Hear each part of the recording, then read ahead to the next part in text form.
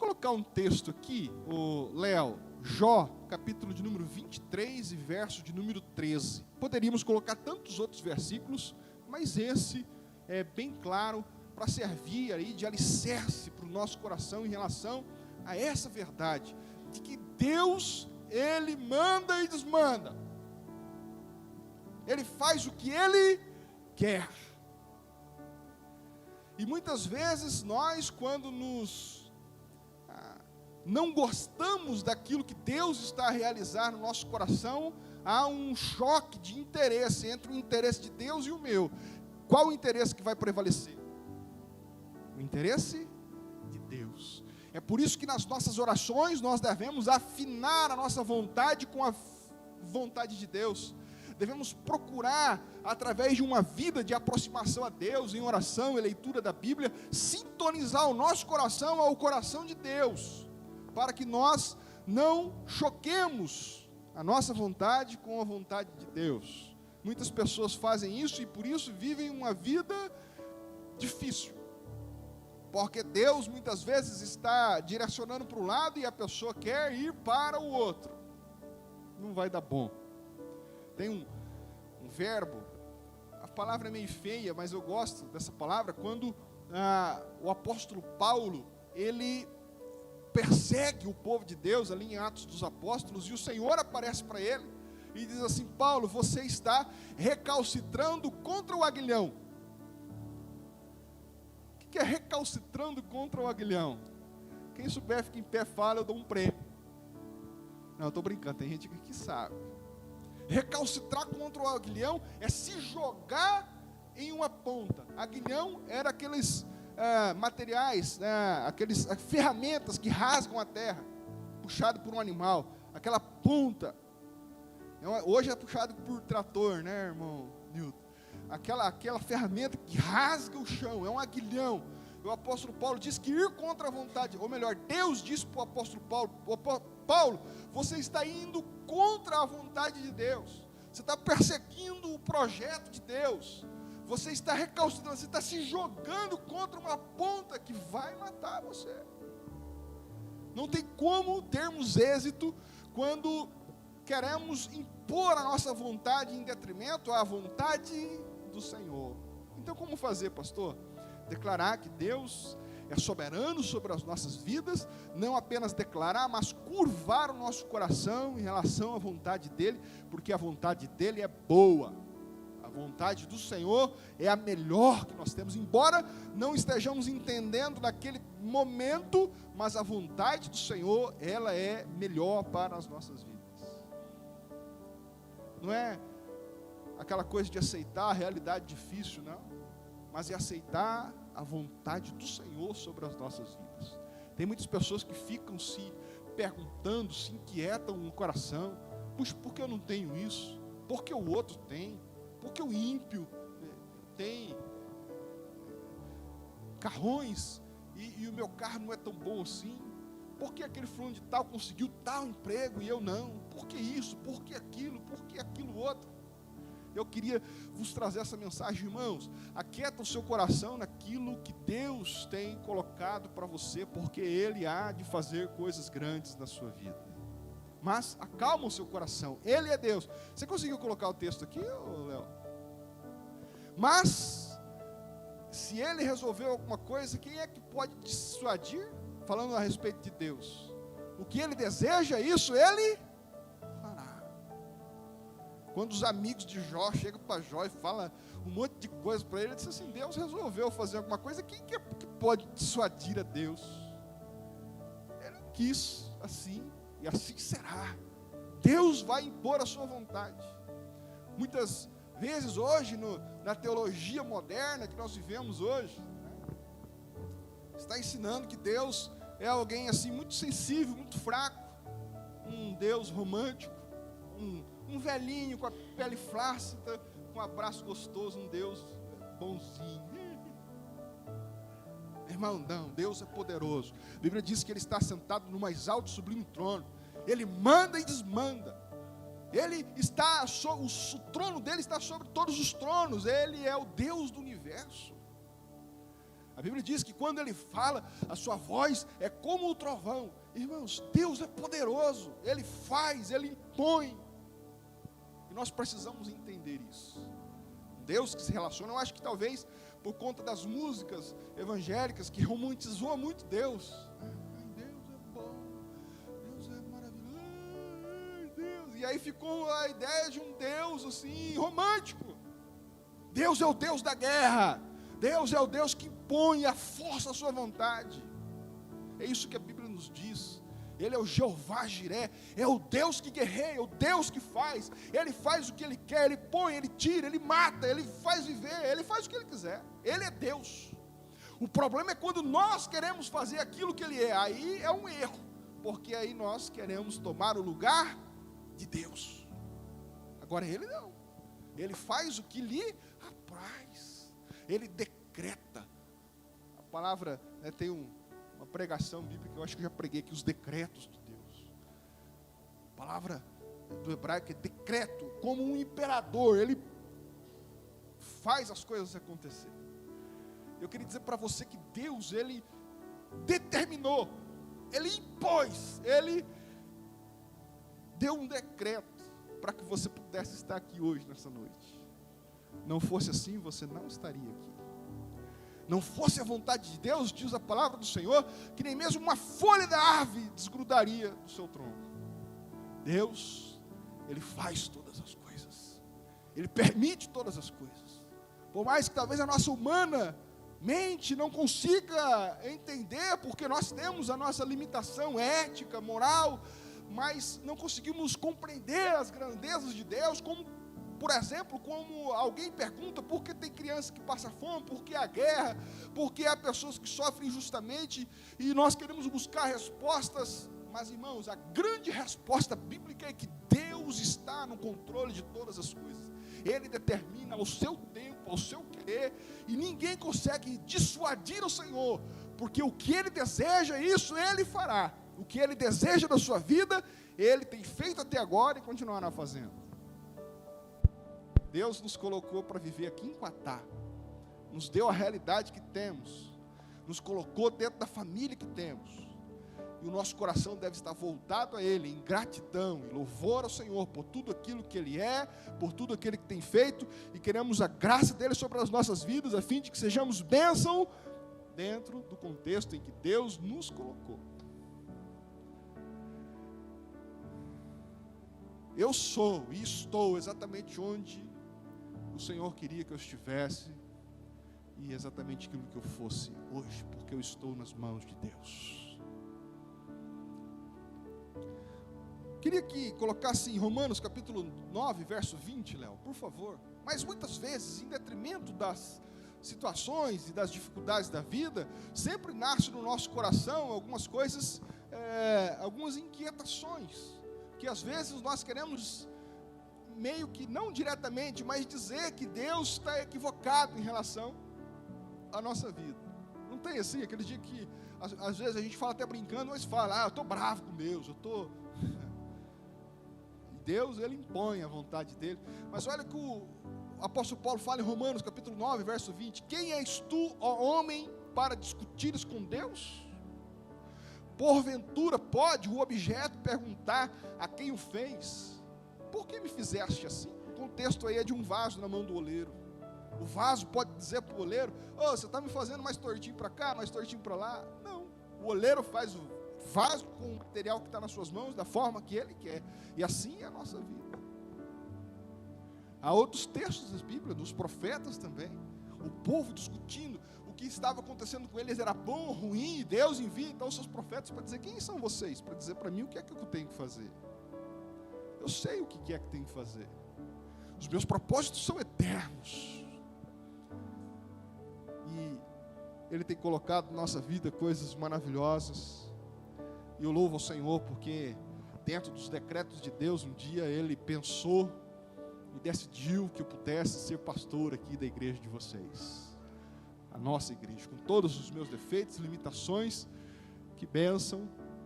O ano que vem vai completar 15 anos que eu estou aqui pastoreando a Igreja Cristã Evangélica de Quatá. Louvo o Senhor por isso.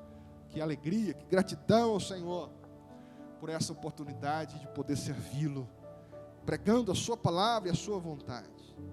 Mas é por isso que o nosso coração deve não se acomodar às circunstâncias da vida, mas se acomodar no coração de Deus, se acomodar na vontade de Deus, e colocarmos a nossa vida e todas as nossas expectativas nas mãos do Senhor. Jesus nos fala isso lá no Evangelho, capítulo de número 4, de Mateus, dizendo que, irmãos, em relação ao dia de amanhã, nós não temos como saber. Basta cada dia o seu mal, e nós devemos colocar todas as nossas ansiedades em relação ao dia de amanhã nas mãos do Senhor. Por que você anda aflito, aflita em relação ao dia de amanhã, o que há de ser, o que há de ser da sua família, dos seus filhos, dos seus negócios? Acalma o seu coração. Se alegra porque hoje o Senhor te deu vida, te deu graça, te deu família, te deu a oportunidade de servi-lo, e Ele está no controle de todas as coisas. Amanhã, a Bíblia diz que está nas mãos do Senhor. Aleluia. Tem uma frase bonita que diz que, não só bonita, mas como verdadeira, tem uma frase que diz que nós não devemos temer o dia de amanhã. Obrigado. Nós não devemos temer o dia de amanhã, porque Deus está lá. O que há de ser do Brasil, as discussões políticas, econômicas, dos negócios, o que há de ser dos meus filhos, o que há de ser dos nossos irmãos que estão doentes, o que há de ser? Há de ser aquilo que Deus quiser. Ele está lá. Não discutiremos, não levantaremos o nosso coração, nossa voz contra os propósitos do Senhor, antes nos acomodaremos, nos curvaremos ao Senhor, e dizendo: Senhor, o Senhor é o Deus de todas as coisas, nós queremos nos alegrar e vivermos alegremente essa vida, diante das coisas que o Senhor tem colocado nas nossas vidas. Há muitas pessoas também que confundem as coisas, e às vezes perguntam: poxa, eu que sirvo ao Senhor, eu que vou à igreja e tal, talvez eu não tenho as coisas que as pessoas lá fora têm. Tem uma coisa que nós aprendemos quando olhamos para as Sagradas Escrituras, que se chama graça comum. Repita assim comigo para você não esquecer: graça comum. A graça comum é a graça que Deus dá a todos, mesmo sem as pessoas aceitar. A graça da salvação, ela é uma graça especial para a salvação. Nós precisamos aceitar Jesus Cristo, nos comprometer com Ele. Agora, a graça comum é dada a todos, mesmo aqueles que não acreditam em Deus e que falam contra Deus. Essas pessoas, elas são agraciadas todos os dias com bênçãos que Deus as dá, com alimento. Tem ateus terríveis que falam coisas absurdas contra Deus e que têm filhos lindos, saudáveis, tem a saúde, e tudo isso é Deus que os dá. É a graça comum. Ah, pastor, o senhor está inventando, não está na Bíblia. Tá, você quer ler comigo? Pelo menos um versículo, tem outros, mas abra, coloca aqui para mim, Mateus capítulo 5, verso 45.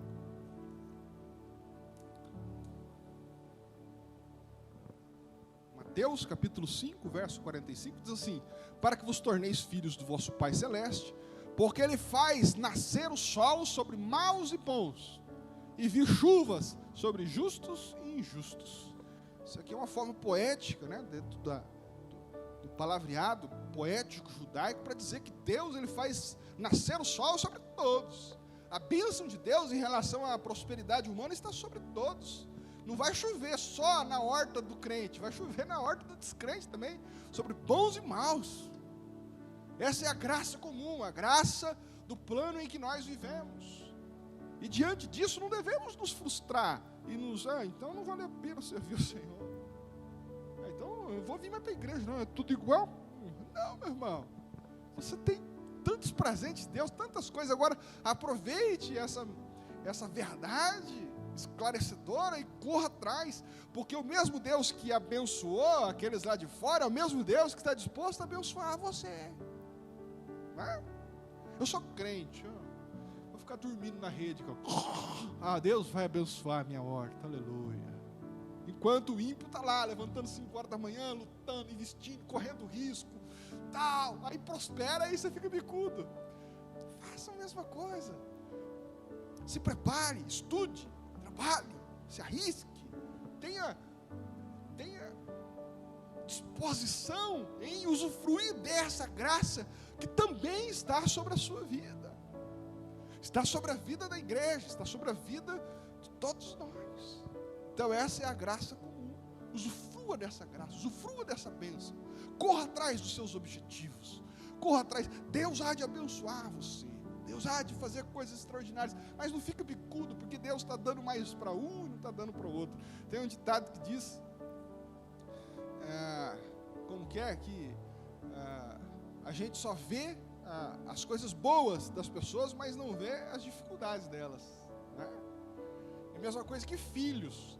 Tem gente que fala assim, ai, se os meus filhos fossem igual lá, aqueles meninos. Normalmente isso acontece, dá até conflito familiar, porque os pais tendem a elogiar os sobrinhos, né? Aí os filhos ficam chateados. Menino, se você fosse igual o Pedrinho, seu primo. E é interessante que se você vai lá na casa do Pedrinho, o pai dele está dizendo a mesma coisa. Você faz essas coisas tudo, mas se você fosse bonzinho igual o Juninho, e um fica comparando com o outro, não há comparação. Cada um de nós somos únicos, especiais. Deus não nos fez por produção, Deus nos fez por graça. Nós somos um artesanato nas mãos de Deus. Nós somos uma obra-prima. O apóstolo Paulo fala em Filipenses, que nós somos uma obra-prima nas mãos de Deus, das mãos de Deus. Deus nos fez especiais, e cada um de nós somos maravilhosos, nós somos muito especiais dentro das características que nós temos. Não há de se comparar, não há de comparar nossa vida, nosso salário, nossa família com ninguém. Aquilo que Deus nos deu é bênção, e nós queremos que Ele, abençoando debaixo da graça, da proteção dEle, Ele há de fazer coisas extraordinárias através da nossa vida, das características que temos, para a glória e o louvor da sua pessoa e para a felicidade e alegria dos nossos corações. Então, meu irmão, fique em paz. Não fica se comparando seus filhos, comparando a sua casa, comparando com ninguém, não. A bênção do Senhor que está lá, está também sobre a sua vida. Usufrua dessa bênção e prospere e seja feliz. Deus vai abençoar você em nome de Jesus. Aleluia. Então, a primeira palavra é ter. As outras vai ser mais rápido, viu, irmão? Em relação a esse ter, fizemos essas considerações. O Senhor, Ele tem bênçãos para nos dar, tanto que Jesus diz, olha, procurai primeiro o meu reino e minha justiça, e as demais coisas eu vou acrescentar para vocês. O Senhor nos dá, e às vezes a gente coloca isso em primeiro lugar, e Deus está dizendo assim, não é por aí. Busque o meu reino, a minha justiça. Essas coisinhas que você está colocando como se fosse a prioridade da sua vida, para mim é lambuja. Demais coisas, isso aí eu dou até para os ímpios. Jesus fala, até os passarinhos não passam fome porque eu dou para eles, eu não vou dar para vocês. Às vezes eu não dou porque vocês são teimosos, vocês não querem ir para o caminho certo. Se eu der alguma coisa, vocês vão se perder. Mas se vocês se alinhar, buscar a minha justiça, o meu reino, eu dou riqueza, dou bênção. É igual criança, né? Se a gente der algumas coisas para algumas crianças que elas pedem, elas vão se machucar com aquilo. E às vezes Deus não nos dá mais porque Ele percebe que nós vamos nos machucar, né? Se Ele nos der uma condição a mais, a primeira coisa que a gente faz é deixar de ir na igreja. Bom, se Deus abençoar vocês, não deixam de vir na igreja, não. E paga o dízimo também, viu? Para Deus abençoar vocês. Quando o nosso coração está alinhado às coisas do Senhor, o Senhor nos dá. Ele é o dono de todas as coisas. E nós precisamos saber disso. As portas, quem abre é Ele. Quem faz é Ele. Quem determina é Ele. O grande emprego, o grande momento, o grande lance da sua vida que está por acontecer, está nas mãos dEle. Não adianta você chorar, gritar, espernear, procurar aqui, procurar lá, torcer para isso, torcer para aquilo, fazer, né, o curso com o coach e tal. Não adianta, meu irmão. Está nas mãos do Senhor. Quando Ele quer fazer, Ele faz. E pronto, acabou. Então é por isso que nosso coração deve estar alinhado ao Senhor. E todas essas demais coisas do ter, Ele vai acrescentar na nossa vida. A segunda palavra é fazer. Às vezes também nós somos instados a fazer coisas, até para Deus, e a motivação às vezes é boa, mas às vezes nós ainda não estamos alinhados totalmente à palavra do Senhor. Hoje de manhã eu fiz algumas considerações em relação a isso, está lá na internet. Fazer.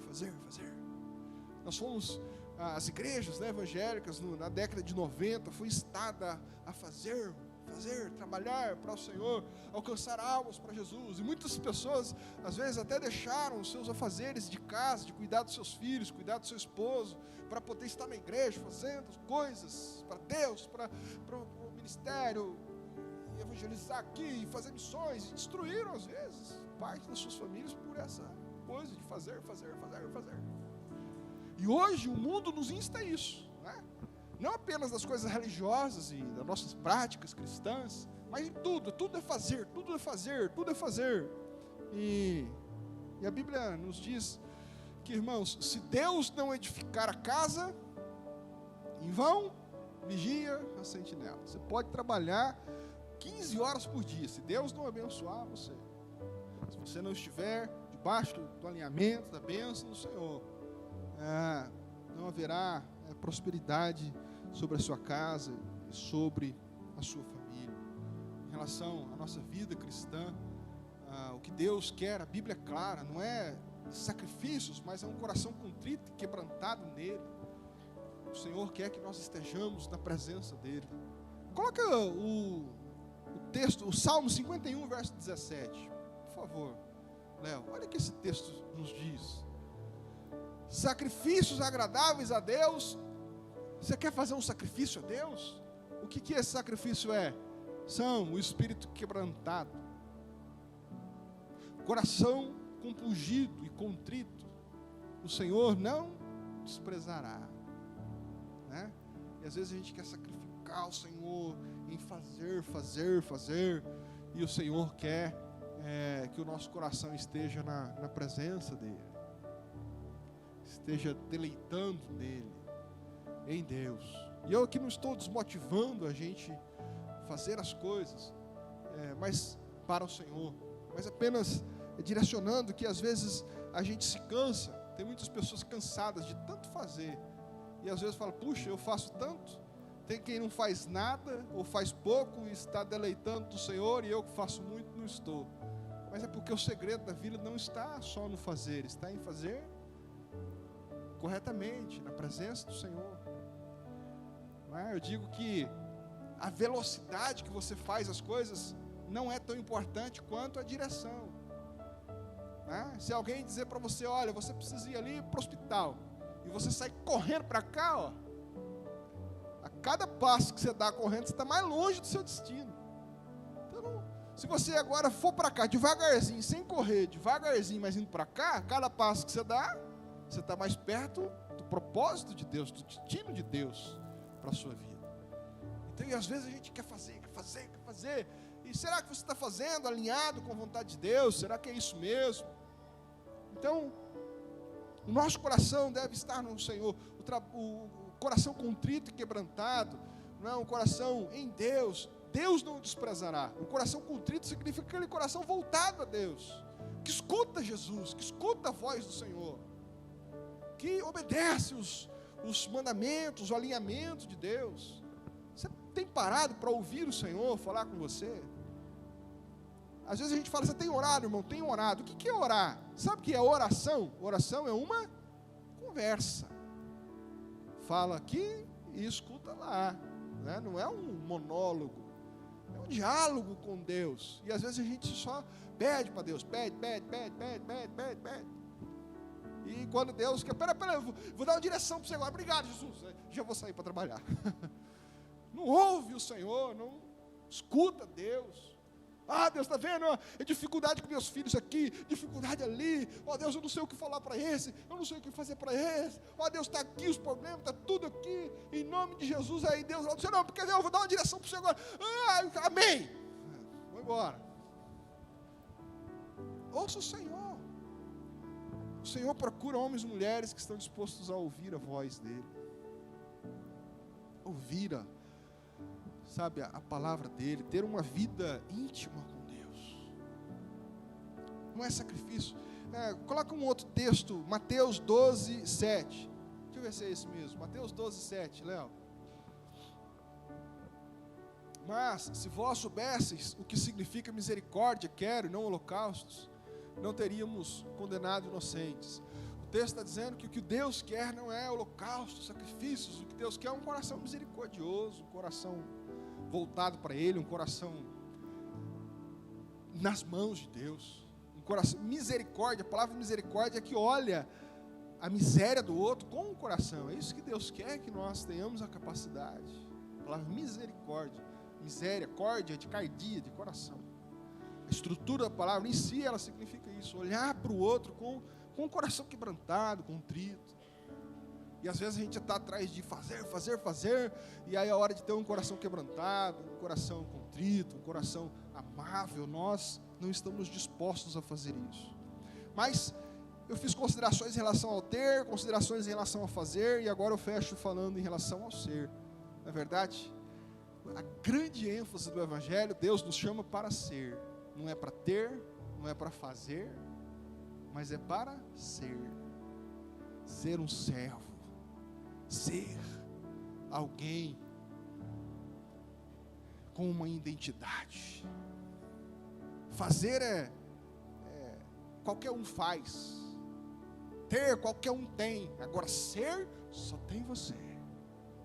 E Deus te fez especial para que você seja especial na presença dEle. As pessoas estão perdendo essa essência bíblica. E é por isso que muitas pessoas estão deprimidas. Porque perderam a essência do ser. E acham que a grande felicidade da vida está no ter. E não está. Há pessoas vivendo em apartamentos luxuosos, riquíssimos, com muitos carros luxuosos, com muitos dividendos nas contas bancárias, mas extremamente infelizes. Há pessoas assim. Pessoas famosas, cantores, que alguns deles se mataram de overdose por falta de vida, falta de ser, não se entender quem é, não saber o propósito, a essência da vida. Com muitos, tendo muita coisa, não tinham nada, eram pobres. Há muitas pessoas que acham que o grande lance da vida, o grande propósito da vida é fazer. Eu vou fazer isso, vou fazer aquilo, fazer, e vou levantar, eu vou lutar, e faz. Preciso trabalhar mais, eu tenho que fazer mais, eu tenho que realizar, eu vou fazer uma obra, até na questão de igreja, de espiritualidade, eu tenho que fazer mais, eu tenho que ganhar mais almas para Jesus, eu tenho que ir, eu tenho que realizar, está cansado, está com 50 anos ainda, mas já está cansado, não aguento mais, de tanto fazer, e não alcançou a alegria, já realizou muitas coisas. É uma realidade dos pastores.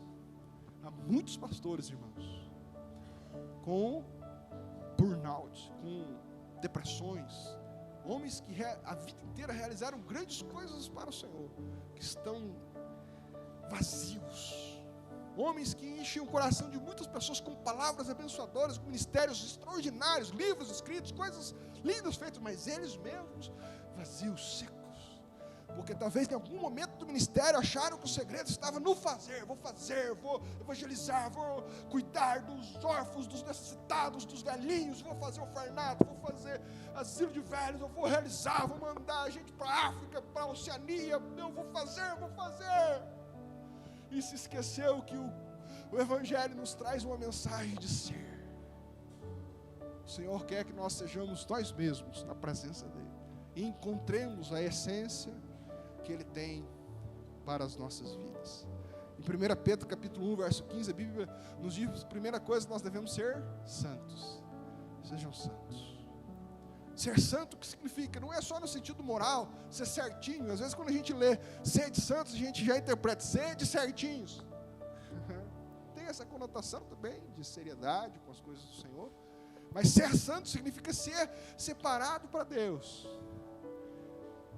A ideia de ser santo é dizer, eu sou do Deus, eu sou do Senhor, a minha vida é dele.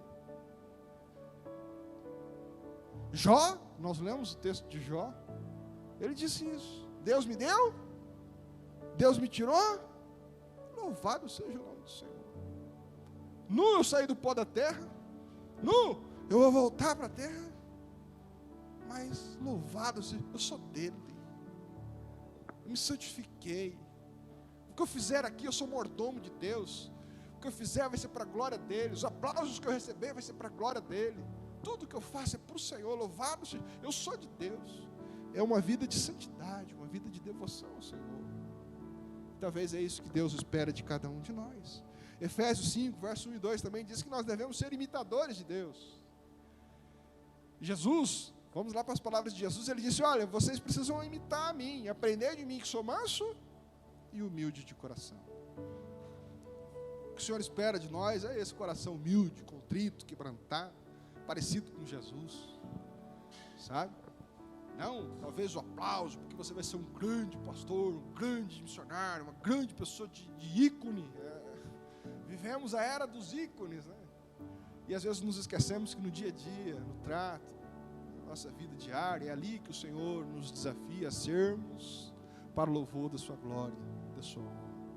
Sermos homens e mulheres que honram o Senhor. E é ali que está a felicidade, não é os palcos. Os palcos, as luzes se apagam. Mas o nosso dia a dia, onde a luz do Senhor deve brilhar sobre as nossas vidas, iluminando a nossa vida para vivermos para a glória dele. Eu já contei essa história aqui, termino. Logo depois nós vamos cantar, tá bom? Passou horário rápido ali a minha pregação. A história, irmãos, diz que um menino, jovem pregador, estava se formando ainda. E o pastor disse numa grande igreja para ele, olha, você vai pregar no próximo domingo para a igreja. Estava se formando e foi a grande oportunidade de ele demonstrar para a igreja todos os seus conhecimentos.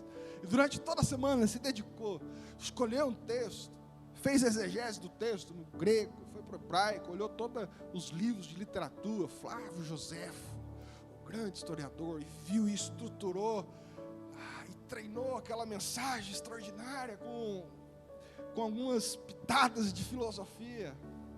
Comprou um terno bonito, novo, se vestiu, Bíblia nova, e foi para a igreja.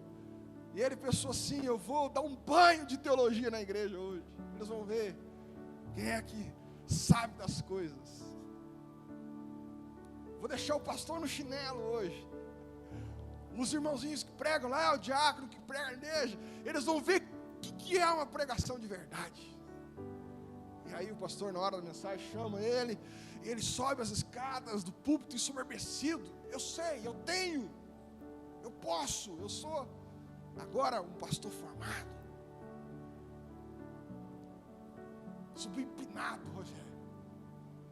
O nó da gravata daqueles que realçam assim. Subiu e veio com a voz postada. Irretocavelmente todas as regras de uma boa oratória foram colocadas em prática. E ele fez aquela exposição do ponto de vista teórico brilhante. Mas não houve uma reação de graça no meio da igreja. Pelo contrário, a igreja não recebeu aquela mensagem. A igreja... E ele dizia assim, quem está sentindo a presença de Deus, dá um glória a Deus aí, ninguém dá. Só a mãe dele, fala glória a Deus, para ajudar. Mãe. E ele percebeu que a igreja não recebeu a palavra dele. E ele desceu do outro lado, humilhado. Cabisbaixo, falei, puxa vida, eu preparei tanto. E hoje era o dia de eu me consagrar como o grande pregador. E que vergonha. Parece que ninguém gostou da minha pregação, ninguém entendeu. Ele se enrolou todo e a coisa não pegou. Ele desceu, sentou humilhado no corredor lá. E durante a semana teve um outro culto e o pastor chamou um diácono da igreja, um homem simples, um senhor, a roupa não muito nova, muito boa, mas limpinho, bonitinho, passadinho, mas ele subiu lá, aquele homem que o português dele não era rebuscado como o do jovem pastor. Ele não sabia pregar direito, ele não sabia fazer um sermão todo distribuído, primeiro, segundo, terceiro tópico, introdução, transição. Ele não sabia fazer nada disso. Mas ele subiu lá na igreja e esse jovem estava lá, a igreja cheia também, e esse irmão tão simples começou a falar: irmãos, eu não sei pregar não, mas eu vim aqui falar para vocês que Jesus é bom, que Jesus está cuidando de vocês. Eu queria ler o Salmo 23. Ele abriu o Salmo 23 e começou a ler: o Senhor é meu pastor e nada me faltará. Ele me faz deitar em verdes pastos, guia-me mansamente às águas tranquilas por amor do seu nome. O Senhor refrigera a minha alma. No terceiro versículo, a igreja estava chorando, recebendo aquela palavra de Deus que moveu o coração de todos. E aquele jovem pregador sentado lá olhando, falou assim: puxa vida, véio, eu me esmerei, eu que fui, ninguém gostou. Esse irmãozinho foi lá, sem técnica nenhuma, começou a ler o texto, e as pessoas receberam a palavra e foram tocadas, e que coisa extraordinária. E acabou o culto. É claro que o pastor foi lá conversar com esse irmãozinho, disse: irmãozinho, qual que é o segredo? Conta para mim. Qual que é o segredo de fazer a diferença como o irmão fez? E aquele irmão simples, mas cheio de sabedoria, olhou para ele e falou assim: olha, se você, naquele dia que você pregou, tivesse subido do jeito que você desceu, você teria descido do jeito que você subiu. Você subiu todo cheio de si e desceu humilhado. Agora, quando nós subimos lá humilhados, prontos a servir, sendo aquilo que nós somos, sem querer ser mais e ser menos, então o Senhor nos honra e nós descemos daquele honrados, louvando o Senhor. E com essa mensagem eu queria dizer: o nosso desafio para o nosso coração é sermos quem nós somos. Não precisamos ser mais, não precisamos ser menos. Dentro da característica que cada um de nós temos, nós podemos servir a Deus de forma extraordinária, podemos ter uma vida feliz com os nossos filhos de forma extraordinária. Se der para comer picanha, louvado seja o nome do Senhor. Chama o pastor Uma um dia desse. Se não der, vai no Cabo de Rei mesmo, meu irmão, mas na presença do Senhor, com um coração alegre, até com o Cabo de Rei, a sua casa vai parecer um castelo, vai ser o lugar mais extraordinário da face da terra para estar, porque você entendeu quem você é, você entendeu o que o mais importante é você ser na presença de Deus, aquilo que Deus quer que você seja, e aí você vai estar preparado para receber grandes coisas da parte do Senhor, porque o Senhor nos diz assim, fecha essa palavra dizendo: ser fiel no pouco e sobre muito te colocarei. Se coloque em pé, eu quero orar por você. Senhor, obrigado por essa palavra.